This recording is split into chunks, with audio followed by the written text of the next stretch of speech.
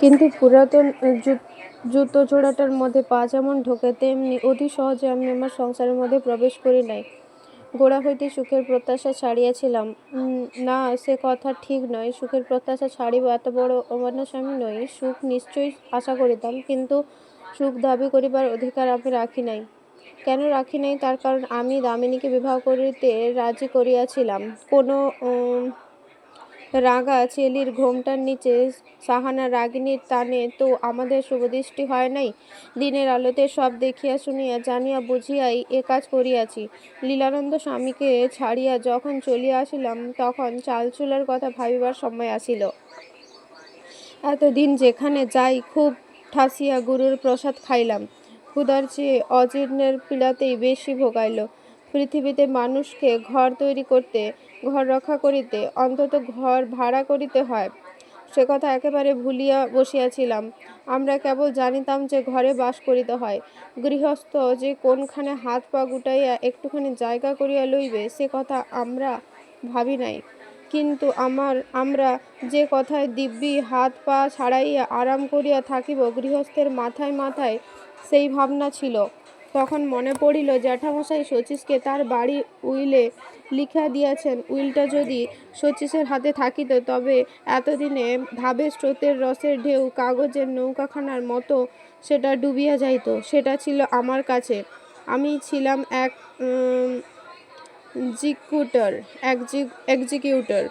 Willey কতগুলি শর্ত ছিল, সেগুলি যাহাতে চলে সেটার ভার আমার ওপরে। তার মধ্যে প্রধান তিনটা এই: কোনোদিন এ বাড়িতে পূজা অর্চনা হইতে পারিবে না, নিচের তলায় পাড়ার মুসলমান চামার ছেলেদের জন্য নাইট স্কুল বসিবে, আর শচীশের মৃত্যুর পর সমস্ত বাড়িটা ইহাদের শিক্ষা ও উন্নতির জন্য দান করিতে হইবে। পৃথিবীতে পুণ্যের ওপরে জ্যাঠামশাইয়ের সবচেয়ে রাগ ছিল। তিনি বৈষয়িকতার চেয়ে এটাকে অনেক বেশি নোংরা বলিয়া ভাবিতেন। পাশের বাড়ির ঘোরতর পুণ্যের হাওয়াটাকে কাটাইবা দিবার জন্য এইরূপ ব্যবস্থা করিয়াছিলেন। ইংরেজিতে তিনি ইহাকে বলিতেন স্যানিটারি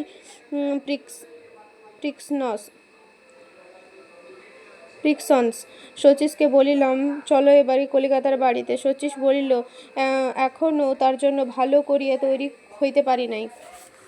তার কথা বুঝিতে পারিলাম। সে বলিল, একদিন বুদ্ধির ওপর ভর করিলাম, দেখিলাম সেখানে জীবনের সব ভার সয় না। আর একদিন রসের ওপর ভর করিলাম, দেখিলাম সেখানে তলা বলিয়া জিনিসটাই নাই। বুদ্ধিও আমার নিজের, রসও যে তাই। নিজের ওপরে নিজে দাঁড়ানো চলে না। একটা আশ্রয় না পাইলে আমি শহরে ফিরিতে সাহস করি না। আমি জিজ্ঞাসা করিলাম, কি করিতে হইবে বলো। শচীশ বলিল, তোমরা দুজনে যাও, আমি কিছুদিন একলা ফিরিব। একটা যেন কিনারার মতো দেখিতেছি। এখন যদি তার দিশা হারাই তবে আর খুঁজিয়া পাইব না।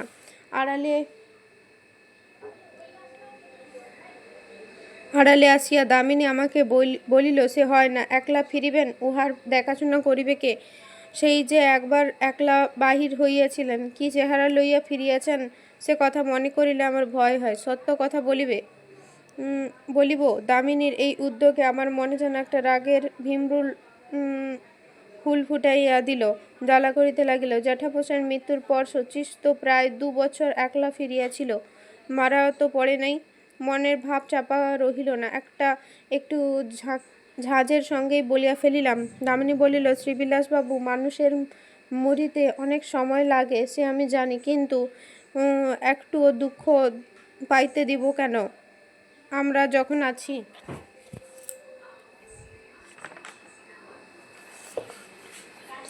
আমরা বহুবচনের অন্তত আধখানা অংশ এই হতভাগা শ্রীবিলাস। পৃথিবীতে এক দলের লোককে দুঃখ হইতে বাঁচাইবার জন্য আরেক দলকে দুঃখ পাইতে হইবে।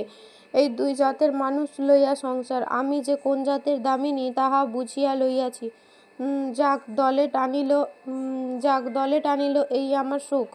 শচীশকে গিয়া বলিলাম, বেশ তো, শহরে এখনই নাই গেলাম। নদীর ধারে ওই যে বড় বাড়ি আছে, ওখানে কিছুদিন কাটানো যাক। বাড়িটাতে ভূতের উৎপাত আছে বলিয়া গুজব, অতএব মানুষের উৎপাত ঘটিবে না। শচীশ বলিল, আর তোমরা?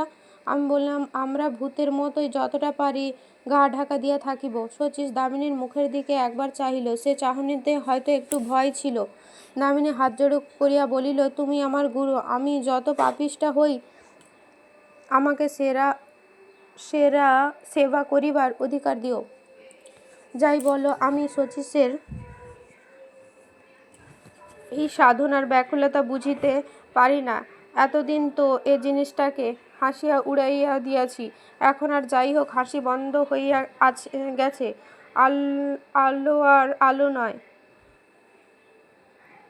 এ যে আগুন। শচীশের মধ্যে ইহার দাহটা যখন দেখিলাম, তখন ইহাকে লইয়া জ্যাঠামশায়ের চেলাগিরি করিতে সাহস পাইল না। কোন ভূতের বিশ্বাসে ইহার আদি এবং কোন অদ্ভুতের বিশ্বাসে ইহার অন্ত, তাহা লইয়া হার্ভার্ড পেনশনের সঙ্গে মোকাবিলা করিয়া কি হইবে। স্পষ্ট দেখিতেছি শচীশ জ্বলিতেছে, তার জীবনটা একদিক হইতে আর একদিক পর্যন্ত রাঙা হইয়া উঠিল। এতদিন সে নাচিয়া গাহিয়া কাঁদিয়া গুরুর সেবা করিয়া দিনরাত অস্থির ছিল, সে একরকম ছিল ভালো। মনের সমস্ত চেষ্টা প্রত্যেক মুহূর্তে ফুঁকিয়া দিয়া একেবারে সে নিজেকে দেউলে করিয়া দিত। এখন স্থির হইয়া বসিয়াছে, মনটাকে আর চাপিয়া রাখিবার জো নাই। আর ভাব সম্ভোগে তলাইয়া যাওয়া নয়, এখন উপলব্ধিতে প্রতিষ্ঠিত হইবার জন্য ভিতরে ভিতরে এমন লড়াই চলিতেছে যে তার মুখে দেখিলে ভয় হয়। আমি একদিন আর থাকিতে পারিলাম না, বলিলাম, দেখো শচীশ, আমার বোধ হয় তোমার একজন কোনো গুরুর দরকার, যার উপরে ভর করিয়া তোমার সাধনা সহজ হইবে। শচীশ বিরক্ত হইয়া বলিয়া উঠিল, চুপ করো বিশ্রী, চুপ করো। সহজকে কিসের দরকার? ফাঁকি সহজ, সত্য কঠিন। আমি ভয়ে ভয়ে বললাম, সত্যকে পাইবার জন্যই তো পথ দেখাইবার। শচীশ অধীর হইয়া বলিল, ওগো, এ তোমার ভূগোল বিবরণের সত্য নয়। আমার অন্তর্যামী কেবল আমার পথ দিয়েই আনাগোনা করেন। গুরুর পথ, গুরুর আঙিনাতেই যাওয়ার পথ। এই এক শচীশের মুখ দিয়া কতবার যে কত উল্টা কথাই শোনা গেল। আমি শ্রীবিলাস জ্যাঠামশায়ের চেলা বটে, কিন্তু তাকে গুরু বলিলে তিনি আমাকে চেলাকাঠ লইয়া মারিতে আসিতেন। সেই আমাকে দিয়া শচীশ গুরুর পা টিপাইয়া লইল, আর দুদিন না যাইতেই সেই বক্তৃতা। আমার হাসিতে সাহস পাইল না, গম্ভীর হইয়া রহিলাম। শচীশ বলিল, আজ আমি স্পষ্ট বুঝিয়াছি, স্বধর্মে নিধনং শ্রেয় পরধর্মে ভয়াবহ। কথাটার অর্থ কি? আর সব জিনিস পরের হাত হইতে লওয়া যায়, কিন্তু ধর্ম যদি নিজে না হয় তবে তাহা মারে, বাঁচায় না। আমার ভগবান অন্যের হাতের মুষ্টি ভিক্ষা নহেন। যদি তাকে পাই তো আমি তাকে পাইব, নইলে নিধনং শ্রেয়। তর্ক করা আমার স্বভাব, আমি সহজে ছাড়িবার পাত্র নই। আমি বলিলাম, যে কবি সে মনের ভেতর হইতে কবিতা পায়, যে কবি নয় সে অন্যের কাছ হইতে কবিতা নেয়। শচীশ অম্লান মুখে বলিল, আমি কবি, বাস চুকিয়া গেল, চলিয়া আসিলাম। শচীশের খাওয়া নাই, শোয়া নাই, কখন কোথায় থাকে হুঁশ থাকে না। শরীরটাকে প্রতিদিনই যেন অতি শান দেওয়া ছুরির মতো সূক্ষ্ম হইয়া আসিতে লাগিল। দেখিলে মনে হইত আর সহিবে না, তবু আমি তাকে খাটাতেই সাহস করিতাম না। কিন্তু দামিনী সহিতে পারিত না। ভগবানের ওপরে সে বিষম রাগ করিত। যে তাকে ভক্তি করে না তার কাছে তিনি জব্দ। আর ভক্তের ওপর দিয়াই এমন করিয়া তার শোধ তুলিতে হয় গা। লীলানন্দ স্বামীর ওপর রাগ করিয়া দামিনী মাঝে মাঝে সেটা বেশ শক্ত করিয়া জানান দিত, কিন্তু ভগবানের নাগাল পাইবার উপায় ছিল না। তবু শচীশকে সময় মতো খাওয়ানোর চেষ্টা করিতে সে ছাড়িত না। এই খাপছাড়া মানুষটাকে নিয়মে বাঁধিবার জন্য সে যে কত রকম ফিকিরপন্দি করিত তার আর সংখ্যা ছিল না। অনেক দিন শচীশ ইহার স্পষ্ট কোনো প্রতিবাদ করেন নাই। একদিন সকালেই নদী পার হইয়া ওপারে বালুচরে সে চলিয়া গেল। সূর্য মাঝ আকাশে উঠিল, তারপরে সূর্য পশ্চিমের দিকে হেলিল। শচীশের দেখা নেই। দামিনী অভুক্ত থাকিয়া অপেক্ষা করিল, শেষে আর থাকিতে পারিল না। খাবারের থালা লইয়া হাঁটু-জল ভাঙিয়া সে ওপারে গিয়া উপস্থিত। চারিদিকে ধূ ধূ করিতেছে, জনপ্রাণীর চিহ্ন নাই। রৌদ্র যেমন নিষ্ঠুর, বালির ঢেউগুলোও তেমনি। তারা যেন শূন্যতার পাহাড়ওয়ালা গুড়ি মারিয়া সব বসিয়া আছে, যেখানে কোনো ডাকের কোনো সাড়া, কোনো প্রশ্নের কোনো জবাব নেই। এমন একটা সীমানায় হারা ফ্যাকাশে সাদার মাঝখানে দাঁড়াইয়া দামিনী বুক দমিয়া গেল। এখানে যেন সব মুছিয়া গিয়া একেবারে গোড়ার সেই শুকনো সাদায় গিয়া পৌঁছিয়াছে। পায়ের তলায় কেবল পড়িয়া আছে একটা না। তার না আছে শব্দ, না আছে গতি, তাহাতে না আছে রক্তের লাল, না আছে গাছপালার সবুজ, না আছে আকাশের নীল, না আছে মাটির গেরুয়া। যেন একটা মরার মাথার প্রকাণ্ড ওষ্ঠহীন হাসি, যেন দয়াহীন তপ্ত আকাশের কাছে বিপুল একটা শুষ্ক জিভা মস্ত একটা তৃষ্ণার দরখাস্ত মেলিয়া ধরিয়াছে। কোন দিকে যাইবে ভাবিতেছে, এমন সময় হঠাৎ বালির উপরে পায়ের দাগ চোখে পড়িল। সেই দাগ ধরিয়া চলিতে চলিতে যেখানে গিয়া সে পৌঁছালো, সেখানে একটা জলা। তার ধারে ধারে ভেজা মাটির ওপরে অসংখ্য পাখির পদচিহ্ন। সেইখানে বালির পাড়ির ছায়ায় শচীশ বসিয়া। সামনে জলটি একেবারে নীলে নীল, ধারে ধারে চঞ্চল কাদা খোঁচা লেজ নাচাইয়া সাদা কালো ডানায় ঝলক দিতেছে। কিছু দূরে চখাচখির দল ভারী গোলমাল করিতে করিতে কিছুতেই পিঠের পালক পুরোপুরি মনের মতো সাপ করিয়া উঠিতে পারিতেছে না। দামিনী পাড়ির ওপর দাঁড়াতেই তারা ডাকিতে ডাকিতে ডানা মেলিয়া উড়িয়া চলিয়া গেল। দামিনীকে দেখিয়া শচীশ বলিয়া উঠিল, এখানে কেন? দামিনী বলিল, খাবার আনিয়াছি। শচীশ বলিল, খাইব না। দামিনী বলিল, অনেক বেলা হইয়া গেছে। শচীশ কেবল বলিল, না। দামিনী বলল, আমি না হয় একটু বসি, তুমি আর একটু পরে। শচীশ বলিয়া উঠিল, আহা, কেন আমাকে তুমি? হঠাৎ দামিনীর মুখ দেখিয়া সে থামিয়া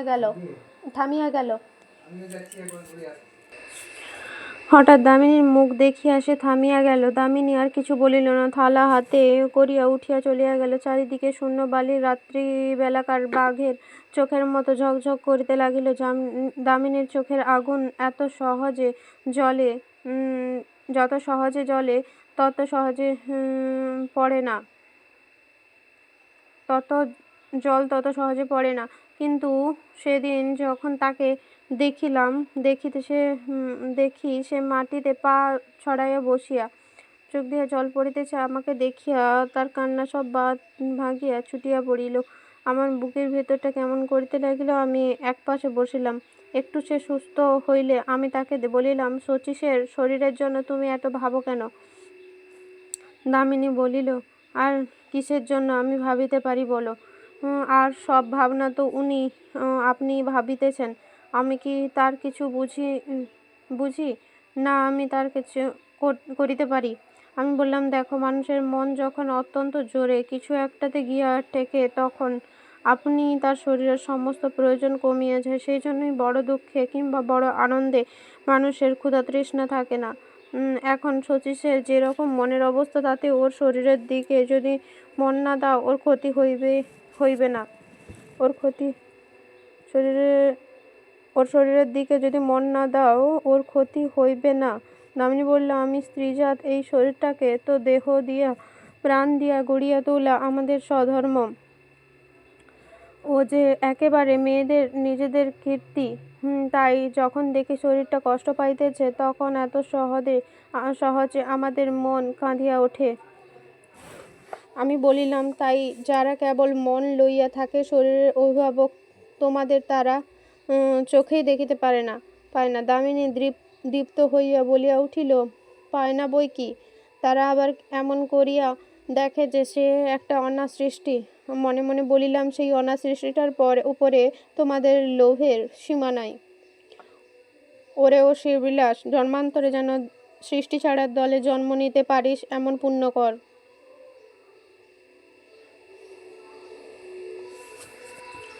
3 নম্বর। সেদিন নদীর চরে শচীশ দামিনীকে এমন একটা শক্ত ঘা দিয়া তার ফল হইল। দামিনী সেই কাতর দৃষ্টিতে শচীশ মন হইতে সরাইতে পারিল না। তারপর কিছুদিন সে দামিনীর পরে একটু বিশেষ যত্ন দেখাইয়া অনুতাপের ব্রত যাপন করিতে লাগিল। অনেক দিন সে তো আমাদের সঙ্গে ভালো করিয়া কথাই কয় নাই। এখন সে দামিনীকে কাছে ডাকিয়া তার সঙ্গে আলাপ করিতে লাগিল। যে সব তার অনেক ধ্যানের অনেক চিন্তার কথা, সেই ছল তার আলাপের বিষয়। দামিনী শচীশের ঔদাসীন্যকে ভয় করিত না, কিন্তু সেই যত্নকে তার বড় ভয়। সে জানিত এতটা সহিবে না, কেননা এর দাম বড় বেশি। একদিন হিসেবের দিকে যেই শচীশের নজর পড়িবে, দেখিবে খরচ বড় বেশি পড়িতেছে, সেই দিনই বিপদ। শচীশ অত্যন্ত ভালো ছেলের মতো বেশ নিয়ম মতো স্নানাহার করে ইহাতে দামিনীর বুক দুরু করে। কেমন তার লজ্জাবোধ হয়। শচীশ অবাধ্য হইলে সে যেন বাঁচে। মনে মনে বলে, সেদিন তুমি আমাকে দূর করিয়া দিয়াছিলে, ভালোই করিয়াছ। আমাকে যত্নে এ যে তোমার আপনাকে শাস্তি দেওয়া, এ আমি সইব কি করিয়া। দামিনী ভাবিল, দূর হোক গে ছাই, এখানেও দেখিতেছি মেয়েদের সঙ্গে সই পাতাইয়া আবার আমাকে পাড়া ঘুরিতে হইবে। একদিন রাত্রে হঠাৎ ডাক পড়িল, বিশ্রী দামিনী। তখন রাত্রি একটাই হইবে কি দুটোই হইবে, শচীশের সে খেয়ালই নাই। রাত্রে শচীশ কি কাণ্ড করে তা জানি না, কিন্তু একটা নিশ্চয়, তার উৎপাতে সেই ভূতুড়ে বাড়ি ভূতগুলো অতিষ্ঠ হইয়া উঠিয়াছে। আমরা ঘুম হইতে ধরপড় করিয়া জাগিয়া বাহির হইয়া দেখি, শচীশ বাড়ির সামনে বাঁধানো চালাটার উপর অন্ধকারে দাঁড়াইয়া আছে। সে বলিয়া উঠিল, আমি বেশ করিয়া বুঝিয়াছি, মনে একটুও সন্দেহ নাই। দামিনী আস্তে আস্তে চালাটার উপরে বসিল। শচীশও তার অনুকরণ করিয়া অন্য মনে বসিয়া পড়িল।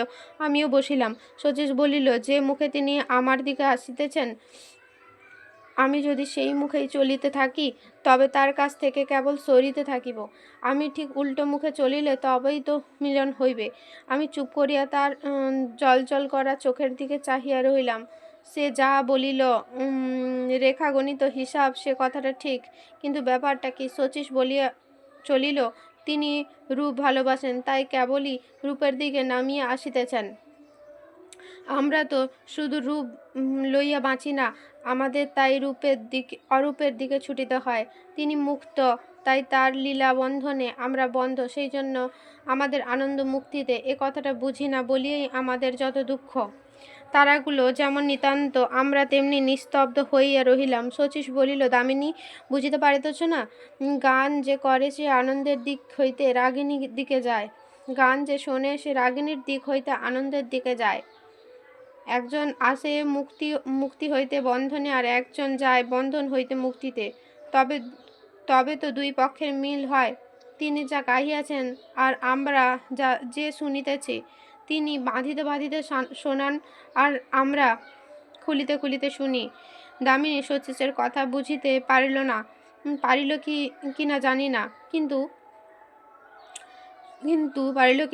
না, কিন্তু শচীশকে বুঝিতে পারিল। কোলের ওপর হাত জোড়ো করিয়া চুপ করিয়া বসিয়া রহিল। শচীশ বললে, এতক্ষণ আমি অন্ধকারে এক কোণটিতে চুপ করিয়া বসিয়া সেই ওস্তাদের গান শুনিতেছিলাম। শুনিতে শুনিতে হঠাৎ সমস্ত বুঝিলাম, আর থাকিতে পারিলাম না, তাই তোমাদের ডাকিয়াছি। এতদিন আমি তাকে আপনার মতো করিয়া বানাইতে গিয়া কেবল ঠকিলাম। ওগো আমার প্রলয়, আপনাকে আমি তোমার মধ্যে চুরমার করিতে থাকিব চিরকাল ধরিয়া। বন্ধন আমার নয় বলিয়াই কোনো বন্ধনকে ধরিয়া রাখিতে পারি না, আর বন্ধন তোমার বলিয়াই অনন্তকালে তুমি সৃষ্টির বান্ধন ছাড়াইতে পারিলে না। থাকো আমার রূপ লইয়া তুমি থাকো, আমি তোমার অরূপের মধ্যে ডুবে মরিলাম। অসীম তুমি আমার।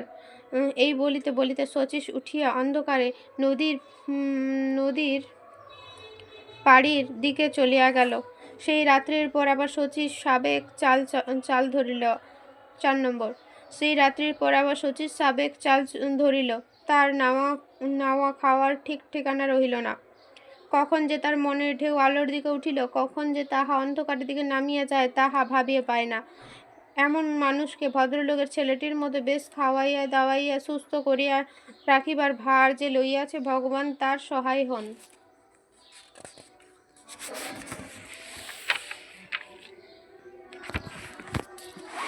সেদিন সমস্ত দিন গুমট করিয়া হঠাৎ রাত্রে ভারী একটা ঝড় আসিল। আমরা তিনজনে তিনটা ঘরে শুই। তার সামনের বারান্দায় কেরোসিনের একটা ডিব্বা জ্বলিল, যেটা নিবিয়া গেছে। নদী তোলপাড় করিয়া উঠিয়াছে। আকাশ ভাঙ্গিয়া মুষলধারায় বৃষ্টি পড়িতেছে। সেই নদীর ঢেউয়ের ছলছল আর আকাশের জলের ঝরঝর শব্দের ওপরে নিচে মিলিয়া প্রলয় আসরে ঝমাঝম করতাল বাজাইতে লাগিল। জমাট অন্ধকারের গর্ভের মধ্যে কি যে নড়াচড়া চলিতেছে কিছুই দেখিতে পাইতেছি না, অথচ তার নানা রকমের আওয়াজে সমস্ত আকাশটা অন্ধ ছেলের মতো ভয়ে হিম হইয়া উঠিতেছে। বাঁশবনের মধ্যে যেন একটা বিধবা পেতিনীর কান্না, আমবাগানের মধ্যে ডালপালা গুলোর ঝপঝপ শব্দ, দূরে মাঝে মাঝে নদীর পাড়ি ভাঙিয়া হুড়মুড় দুড়মুড় করিয়া উঠিতেছে। আর আমাদের জীর্ণ বাড়িটার পাঁজরগুলোর ফাঁকের ভেতর দিয়ে বারবার বাতাসের তীক্ষ্ণ ছুরির বিধিয়া সে কেবলই একটা জন্তুর মতো হু হু করিয়া চিৎকার করিতেছে।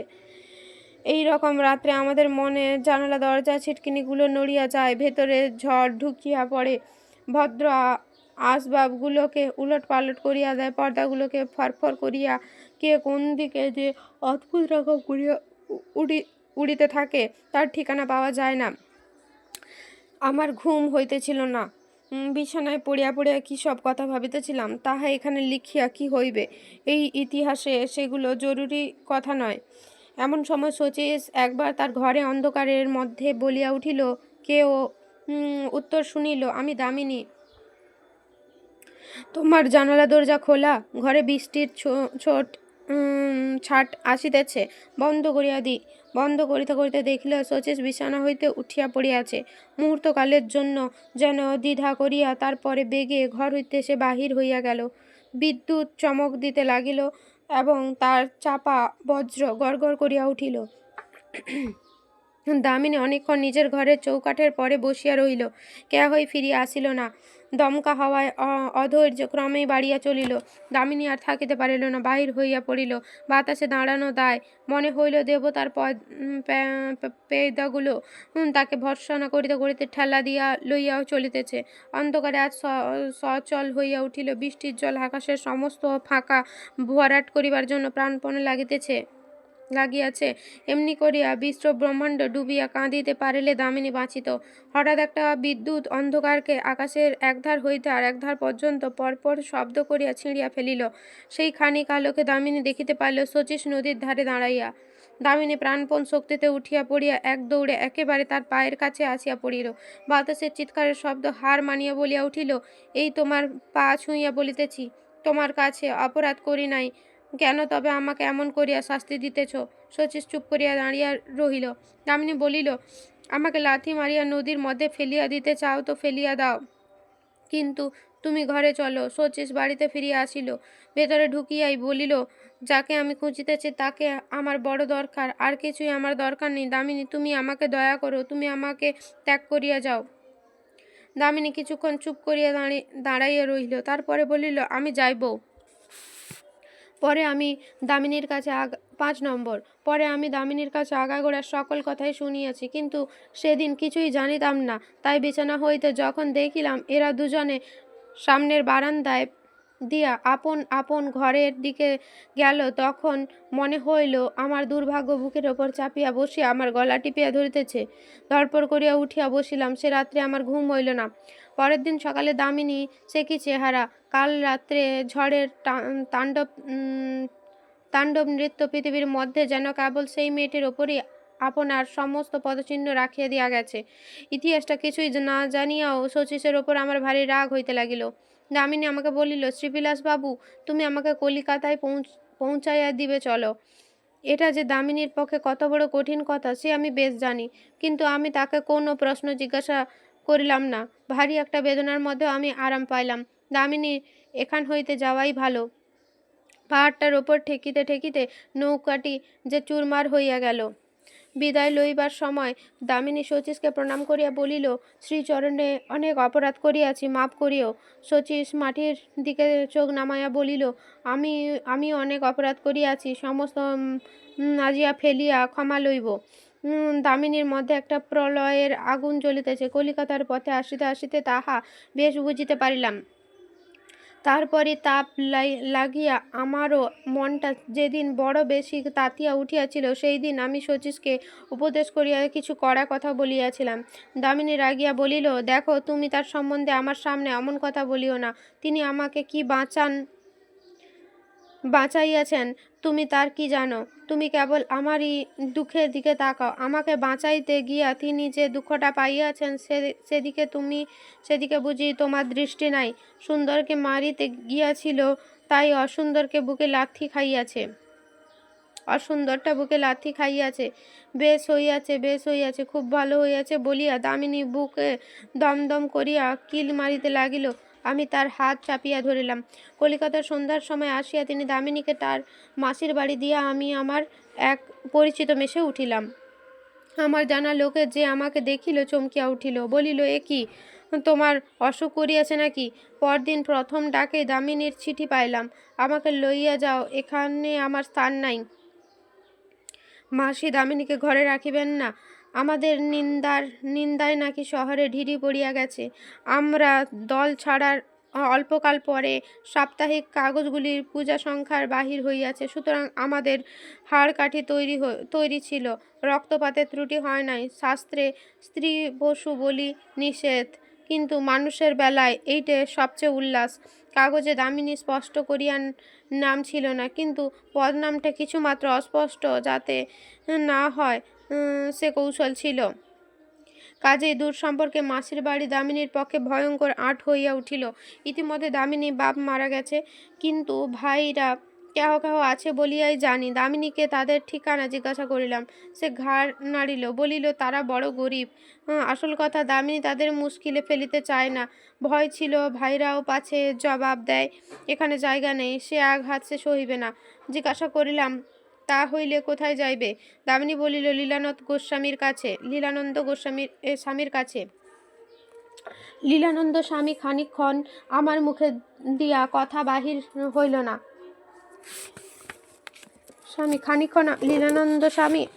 আমার মুখ দিয়া কথা বাহির হইল না। অদৃষ্টের এ কি নিদারুণ লীলা!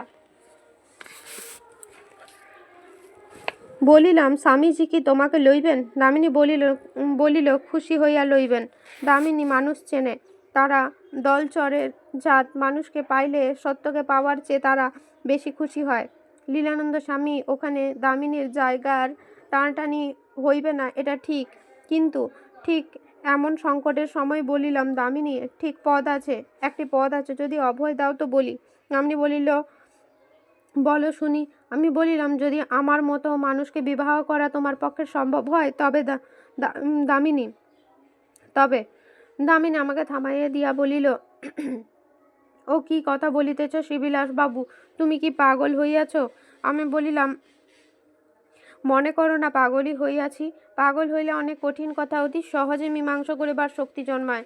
পাগলামি আরব্য উপন্যাসের সেই জুতা যা পায়ে দিলে সংসারের হাজার হাজার বাজে কথাগুলো একেবারে ডিঙাইয়া যাওয়া যায়। বাজে কথা? কাকে তুমি বলো বাজে কথা? এই যেমন লোকে কি বলিবে, ভবিষ্যতে কি ঘটিবে, ইত্যাদি ইত্যাদি। দামিনী বলিল, আর আসল কথা? আমি বলিলাম, কাকে বলে তুমি আসল কথা? এই যেমন আমাকে বিবাহ করিলে তোমার কি দশা হইবে, এইটা যদি আসল কথা হয় তবে আমি নিশ্চিন্ত।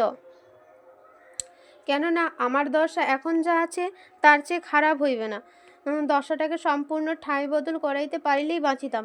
অন্তত পক্ষে পাশ ফিরাইতে পারিলেও একটুখানি আরাম পাওয়া যায়। আমার মনের ভাব সম্বন্ধে দামিনী কোনো রকম তারে খবর পায় নাই, সে কথা বিশ্বাস করি না। কিন্তু সে খবরটা তার কাছে দরকারি খবর ছিল না। অন্তত তার কোনো রকম জবাব দেওয়ার নিষ্প্রয়োজন ছিল। এতদিন পরে একটা জবাবের দাবি উঠল। দামিনী চুপ করিয়া ভাবিতে লাগিল। আমি বলিলাম, দামিনী, আমি সংসারে অত্যন্ত সাধারণ মানুষের মধ্যে একজন। এমনকি আমি তার চেয়েও কম। আমি তুচ্ছ। আমাকে বিবাহ করাও যা, না করাও তা। অতএব তোমার ভাবনা কিছুই নাই।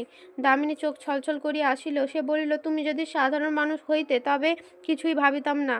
আরও খানিকক্ষণ ভাবিয়া দামিনী আমাকে বলল, তুমি তো আমাকে জানো। আমি বললাম, তুমিও তো আমাকে জানো। অমনি করিয়াই কথাটা পাড়া হইল। যেসব কথা মুখে বলা হয় নাই তারই পরিণাম বেশি। পূর্বে বলিয়াছে, একদিন আমার ইংরেজি বক্তৃতা অনেক মন বশ করিয়াছি। বক্তৃতায় অনেক মন বশ করিয়াছে। এতদিন ফাঁক পাইয়া তাদের অনেকেরই নেশা ছুটিয়েছে, কিন্তু নরেন কখনো আমাকে বর্তমান যুগের একটা দৈবল্লব্ধ জিনিস বলিয়াই জানিত। তার একটা বাড়িতে ভাড়াটে আসিতে মাস দেড়েক দেরি ছিল। আপাতত সেইখানে আমরা আশ্রয় লইলাম। প্রথম দিন আমার প্রস্তাবটা চাকা ভাঙিয়া যেন মৌনের গর্তটার মধ্যে পড়িল। মনে হইয়াছিল এইখানেই বুঝি হাঁ এবং না দুইয়ের বাহিরে পড়িয়া সেটাকে আটক খাইয়া গেল।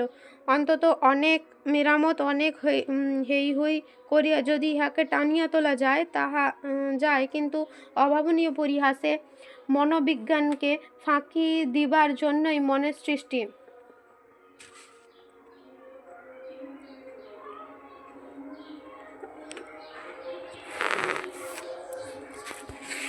সৃষ্টিকর্তা সেই আনন্দের উচ্চ হাস্য এবারকার ফাল্গুনে সেই ভাড়াটে বাড়ির দেওয়াল কটার মধ্যে বারবার ধ্বনিয়া ধ্বনিয়া উঠিল। আমি যে একটা কিছু দামিনী এতদিনে সে কথা লক্ষ্য করিবার সময় পায় নাই। বোধ করি আর কোনো দিক হইতেই তার চোখে বেশি একটা আলো পড়িয়াছিল। এবারে তার সমস্ত জগৎ সংকীর্ণ হইয়া সেইটুকু আসিয়া ঠেকিল। সেখানেই আমি কেবল একলা, কাজেই আমাকে সম্পূর্ণ চোখ মেলিয়া দেখা ছাড়া আর উপায় ছিল না। আমার ভাগ্য ভালো, তাই ঠিক সেই সময়টাতেই দামিনী আমাকে যেন প্রথম দেখিল। অনেক নদী পর্বতে সমুদ্র তীরে দামিনীর পাশে পাশে ফিরিয়াছে, সঙ্গে সঙ্গে খোল করতালের ঝড়ে রসের টানে বাতাসে আগুন লাগিয়াছে। তোমার চরণে আমার চরণে লাগিল প্রেমের ফাঁসি, এই পদের শিখা নতুন নতুন অক্ষরে স্ফুলিঙ্গ বর্ষণ করিয়াছে, তবু পর্দা পুড়িয়া যায় নাই। কিন্তু কলিকাতার সেই গলিতে কি হইল, ঘেঁষাঘেঁষি এই বাড়িগুলো চারিদিকে যেন পারিজাতের ফুলের মতো ফুটিয়া উঠিল। বিধাতা তার বাহাদুরি খেলাতেই বটে এই ইটকাঠগুলোকে তিনি তার গানের সুর করিয়া তুলিলেন, আর আমার মধ্যে যেন সামান্য মানুষের ওপর তিনি কি পরশমণি ছোঁয়াইয়া দিলেন। আমি এক মুহূর্তে অসামান্য হইয়া উঠিলাম। যখন আড়াল থাকে তখন অনন্তকালের ব্যবধান, যখন আড়াল ভাঙে তখন সে এক নিমেষের পাল্লা। আর দেরি হইল না। দামিনী বলিল, আমি একটা স্বপ্নের মধ্যে ছিলাম, কেবল একটা ধাক্কার অপেক্ষা ছিল আমার। সেই তুমি আর এই তুমির মাঝখানে ওটা কেবল একটা ঘোর আসিয়াছিল। আমার গুরুকে আমি বারবার প্রণাম করি, তিনি আমার এই ঘোর ভাঙাইয়া দিয়াছেন। আমি দামিনীকে বললাম, দামিনী, তুমি অত করিয়া আমার মুখের দিকে চাইও না। বিধাতার এই সৃষ্টিটা যে সুদৃশ্য নয় সে তুমি পূর্বে এতদিন অনেক আবিষ্কার করিয়াছিলে, তখন সহিয়াছিলাম, কিন্তু এখন সহ্য করিয়া ভারী শক্ত হইবে। দামিনী কহিল, বিধাতার এই সৃষ্টিটা যে সুসদৃশ্য আমি সেইটাও অস্বীকার করিতেছি। আমি কহিলাম, ইতিহাসে তোমার নাম থাকিবে। উত্তর মেরুর মাঝখানটাতে যে দুঃসাহসিক আপনার নিশান গড়িবে তার কীর্তিও এর কাছে তুচ্ছ। এ তো দুঃসাধ্য সাধন নয়, এ যে অসাধ্য সাধন। ফাল্গুন মাসটা এমন অত্যন্ত ছোট, ইহার পূর্বে কখনো এমন নৃশংসই বুঝি নাই। কেবলমাত্র 30টা দিন, দিনগুলো 24 ঘন্টার 1 মিনিট বেশি নয়। বিধাতার হাতে কাল অনন্ত, তবু এমনতর বিশ্রী রকমের কৃপণতা কেন আমি তো বুঝিতে পারি না। দামিনী বলিল, তুমি যে পাগলামি করিতে বসিলে, তোমার ঘরের লোক? আমি বলিলাম, তারা আমার সুহৃদ, এবার তারা আমাকে ঘর থেকে দূর করিয়া তাড়াইয়া দিবে। তারপরে তোমায় আমায় মিলিয়ে একেবারে বুনিয়াদ হইতে আগাগোড়া নতুন করিয়া ঘর বানাইব। সে কেবল আমাদের দুজনের সৃষ্টি। দামিনী কহিল, আর সেই ঘরের গৃহিণীকে একেবারে গোড়া হইতে বানাইয়া লইতে হইবে। সেও আমার হাতেই সৃষ্টি হোক, তোমার হাতেই সৃষ্টি হোক। পুরনো কালের ভাঙাচোরা তার কোথাও কিছু না থাক। চৈত্র মাসের দিন ফেলিয়া একটা বিবাহের বন্দোবস্ত করা গেল। দামিনী আবদার করিল, শচীশকে আনাইতে হইবে। আমি বলিলাম, কেন? তিনি সম্প্রদান করিবেন।